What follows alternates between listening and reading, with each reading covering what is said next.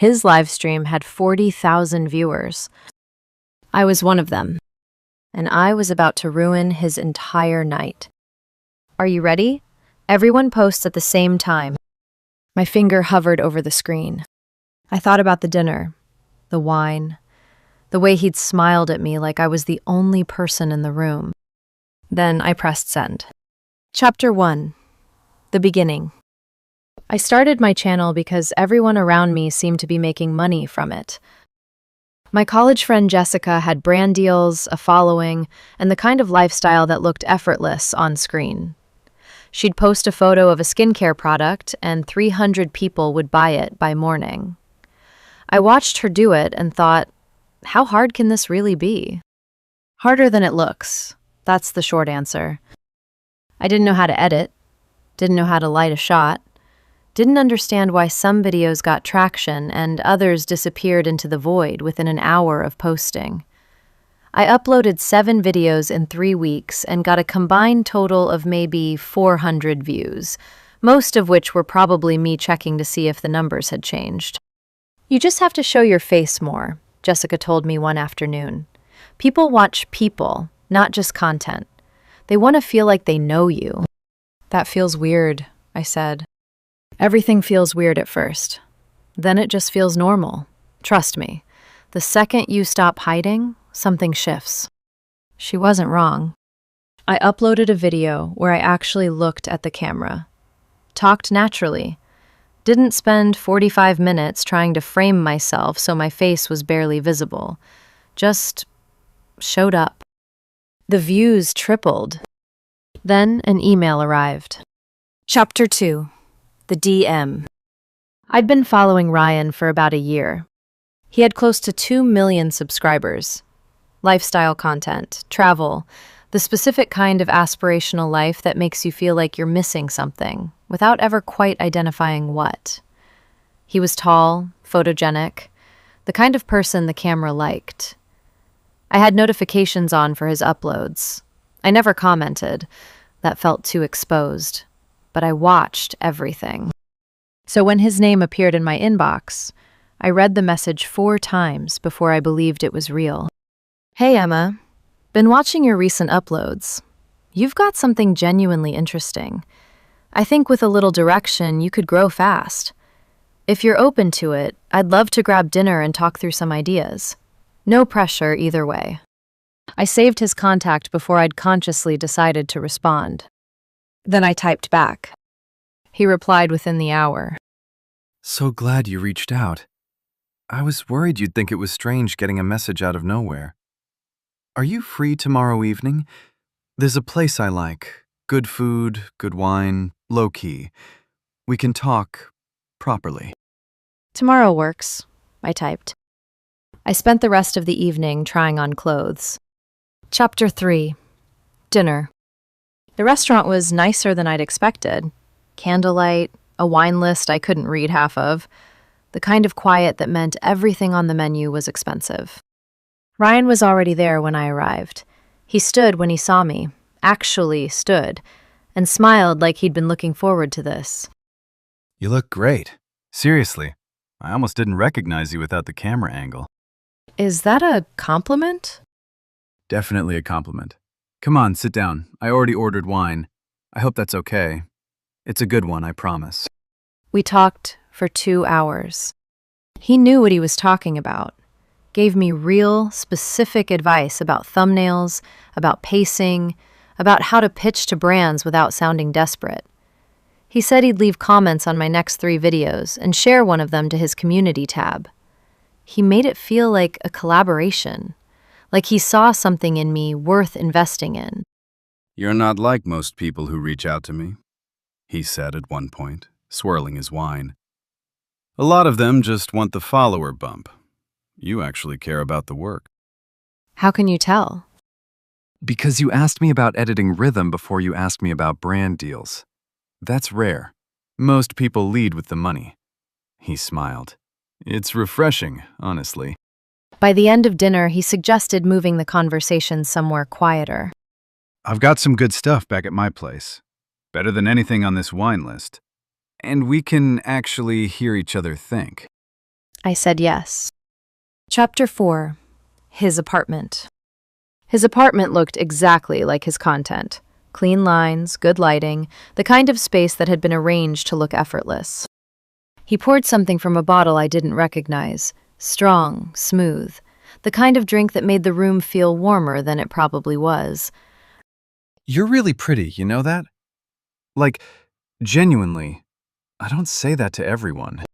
You probably say it to a lot of people. I really don't. He leaned slightly closer. I'm pretty selective about who I reach out to. You caught my attention because of the work. The rest of it is just a bonus. The city was quiet outside his windows. He was close enough that I could have moved back. I didn't. That night, the conversation stopped being about content strategy. Afterward, the city lights still glowed through the floor-to-ceiling windows, and he handed me a glass of water and said something about how he hadn't felt this comfortable around someone new in a long time. I believed him. That was my first mistake. Chapter 5. The Distance. For 3 weeks, things were good. He commented on my videos, shared one to his community. My subscriber count climbed steadily. We met almost every other day. His place, usually, always late, always with good wine and the specific warmth of someone who knew exactly how to make you feel chosen. Then the messages started coming slower. 1 day between replies, then 2. Then a whole weekend where I'd send something and get back a single line 6 hours later. Sorry, been slammed. Talk soon. I told myself he was busy, that this was normal, that people with 2 million subscribers had actual lives that got in the way sometimes. Then came the video call. I called him on a Tuesday evening, just to check in, nothing specific. He answered from what looked like his living room, slightly distracted, phone held at a casual angle. And in the background, draped over the arm of his couch, was a woman's jacket. Distinctive. Dark burgundy. Not the kind of thing you leave at someone else's apartment by accident. I didn't say anything. Hey, sorry. Can I call you back in like 20? I'm in the middle of something. Sure, I said. He never called back. Chapter 6. The Front Door. A week later, I bought him a small gift. Nothing significant. A book he'd mentioned once, a bottle of the wine we'd had on the first night. I told myself I was just stopping by, that it was casual, that showing up unannounced was fine because we were past formality. I arrived at his building at 7 p.m. The front door opened before I could buzz. A woman walked out. She was pulling her hair back as she came through the door, the specific movement of someone who'd just finished getting ready. She was wearing the burgundy jacket. We made eye contact for exactly 1 second. She looked at the gift bag in my hand. I looked at her jacket. Neither of us said anything for a moment. Then she said, "Are you here for Ryan?" "Yeah," I said. "How long have you two been talking?" Something in her voice made me answer honestly. "About 2 months." She closed her eyes briefly. "He reached out to me 4 months ago. Said he thought he could help with my channel. Took me to that restaurant on 5th, the one with the candles. Said I wasn't like other people he meets." The gift bag felt very heavy in my hand. "The wine at his apartment," I said. "The bottle without a label." "He orders it specially," she said. He told me that too. Her name was Kayla. We stood on the sidewalk outside Ryan's building for 40 minutes, and by the end of it, I knew everything. Chapter 7. The Group Chat. Kayla knew of 2 others. Within a week, we had found 5. A group chat formed. 6 women, 6 versions of the same story. The email, the dinner, the wine, the apartment, the specific line about not reaching out to just anyone. Each of us had believed for at least a few weeks that we were the exception. None of us were. "He's still active," Mia typed one evening. "Posted 3 times this week. Business as usual." "He has a live stream Saturday night," Kayla added. 40,000 viewers minimum. I looked at the screenshots we'd all collected. Messages, timestamps, photos of that jacket in the background of video calls. 6 separate but nearly identical timelines, running parallel. None of us knowing about the others until the front door moment with Kayla. Saturday, I typed. We post everything at the same time, all 6 of us, every platform, while he's live. Nobody argued. Chapter 8, Saturday night. His live stream started at 8 p.m. I watched from my phone, sitting cross-legged on my bed, the group chat open in a second window. Ryan was in good form, relaxed, funny, answering questions from the chat, doing the thing he did where he made 40,000 strangers feel like they were talking to a friend. At 8:47 p.m., Kayla sent one message to the group. Ready. 6 replies came back within 30 seconds. At exactly 8:48 p.m., we all posted simultaneously.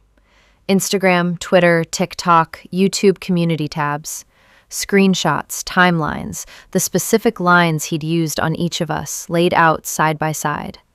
Not edited for drama, just documented.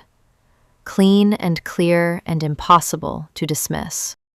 I watched his live chat for the 30 seconds after we posted. Then the chat exploded. Comments started coming in faster than the stream could process them. First, confused. What's going on? And someone check Twitter. Then the tone shifted. Links started appearing in the chat. People were pulling up the posts in real time and reading them while he was still talking. Ryan noticed the shift about 90 seconds in. His smile flickered. Okay, the chat's getting a little chaotic. Let me just... Someone in the chat typed his own line back at him. I don't reach out to just anyone. Then another person did the same. Then 20 people were doing it at once. His face changed. The professional ease, the practiced warmth. It drained out in real time, in front of 40,000 people. And what was left underneath it wasn't pretty. Okay, I think there's some misinformation going around, and I want to address... The chat was moving too fast to read. His follower count, visible in the corner of the screen, ticked downward. He ended the stream 4 minutes later.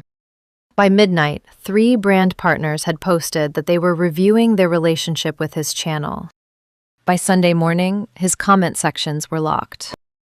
By Monday, he'd deleted 2 years of posts. It didn't matter. Screenshots last longer than deletions. And 6 women with receipts are harder to dismiss than 1. I still make videos. My channel is doing better than it ever did under his guidance. Turns out the growth was never really about him. It was about me finally showing up on camera and letting people see who I actually was.